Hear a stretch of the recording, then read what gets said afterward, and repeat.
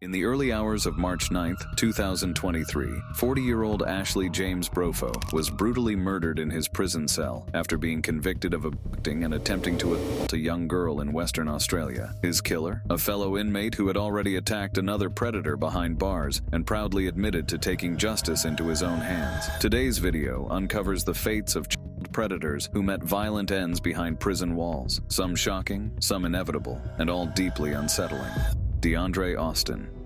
In the quiet streets of Richmond, California, DeAndre Austin was just another face in the crowd, a man whose life seemed as ordinary as anyone else's. But behind closed doors, between the span of 2002 to 2006, Austin betrayed the very people who trusted him the most, his own family. What makes his story even more chilling? How this facade shattered and led to consequences even he could never have imagined. Austin had committed heinous crimes against his young nieces, who were elementary school-aged at the time. The abuse was continuous and severe, involving multiple forms of sexual assault. He was convicted of lewd and lascivious conduct with a child under 14, continuous sexual abuse of a child under 14, penetration with a foreign object with a victim under 14, oral and the horrifying truth about Austin's actions began to unravel when one of his 3 victims, showing remarkable courage, confided in a trusted adult about the abuse. And yes, one of 3. You see, Austin systematically preyed on not 1, not 2, but 3 of his nieces. As the initial disclosure reached law enforcement, it triggered a thorough investigation. Detectives interviewed all 3 victims separately, and what they uncovered was chilling. Each victim provided a detailed, consistent account of the abuse they had suffered at Austin's hands. Their testimonies were consistent and corroborated each other's experiences, leaving no room for doubt. In 2008, after a trial, Austin was sentenced to a life term with the possibility of parole. He was sent to Mule Creek State Prison in Ione, California, to serve his sentence. Prison life is notoriously harsh, and for someone like Austin, it was even more perilous. Austin's notoriety as a child molester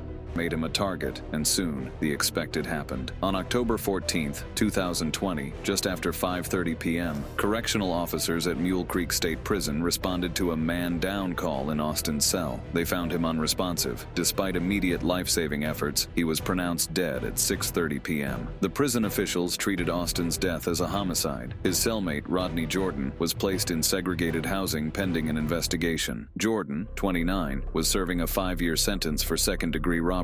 Investigations into inmate deaths can be complex, involving multiple agencies. In this case, the Amador County District Attorney's Office assisted Mule Creek State Prison's investigators. The exact cause of Austin's death was not immediately disclosed, but the involvement of his cellmate and the nature of his crime suggest a targeted attack. While Austin's fate was sealed within the confines of a prison cell, the real victims were the children he abused.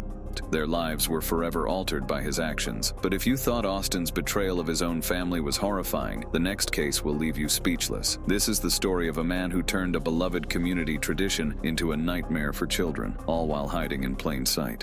Clinton Don Simpson.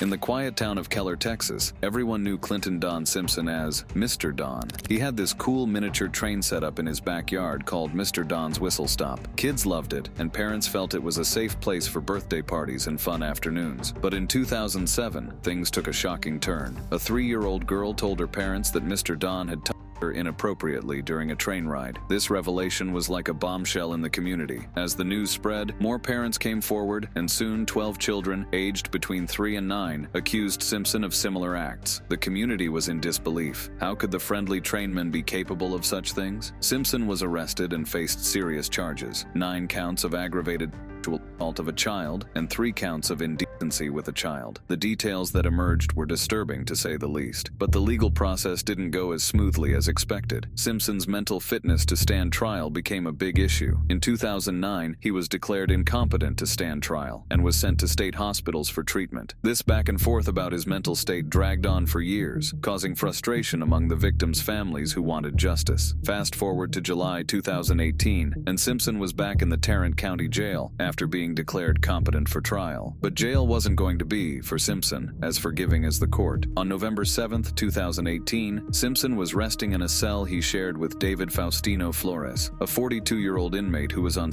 suicide watch. Early that morning, surveillance footage showed Simpson in his wheelchair, seemingly calling for help. Within minutes, Flores attacked him brutally, delivering over 60 blows to his head and slamming his face into the concrete floor. Simpson was rushed to John Peter Smith Hospital, but was pronounced dead shortly after. Simpson's story reveals the horrors of trust betrayed. This next case, however, takes us into the mind of someone shaped by darkness from the very beginning. Mitchell Harrison.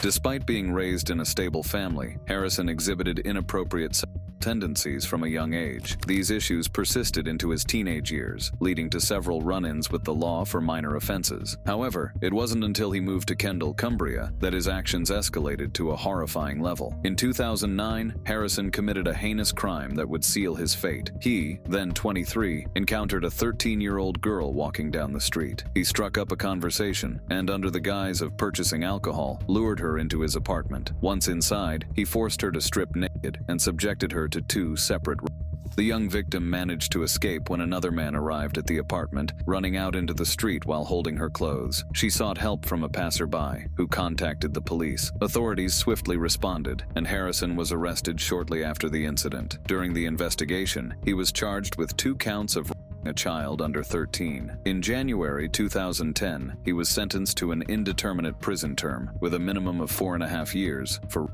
He was also placed on the offenders register for life. Incarcerated at HM Prison Frankland, a high-security facility in County Durham, Harrison found himself among some of the UK's most dangerous criminals, violent offenders, terrorists, you name it. The prison grapevine is notoriously efficient, and despite the efforts to segregate vulnerable prisoners, the news of Harrison's offenses spread quickly. On October 1st, 2011, the simmering animosity towards Harrison reached a deadly climax. 2 inmates, Michael Parr and Nathan Mann, harbored deep-seated fantasies of extreme violence. Mann, in particular, had a history of violent behavior and had previously expressed a desire to disembowel and behead fellow prisoners. The pair saw Harrison as the perfect victim to fulfill their gruesome desires. In the early hours, Parr and Mann lured Harrison into cell C-22 under the pretense of camaraderie. Once inside, they launched a brutal attack. Using makeshift weapons fashioned from toothbrushes and razor blades, they overpowered Harrison, binding and gagging him to prevent any resistance. The assault was planned and executed with chilling precision. The attackers proceeded to disembowel Harrison, inflicting severe neck and eye injuries. The brutality of the attack was staggering, even by prison standards. After the murder, Parr and Mann calmly cleaned themselves up, had a cup of tea, and smoked a cigarette. They then approached a prison officer and, in a disturbingly composed manner, informed him of the dead body in the cell. An inquest revealed that Parr and Mann had intended to consume Harrison's liver, but decided against it at the last moment. If this video opened your eyes and you're hungry for more, click on the videos displayed on your screen right now. Also, don't forget to like, share, and subscribe. Thanks for watching, and we'll see you in the next one.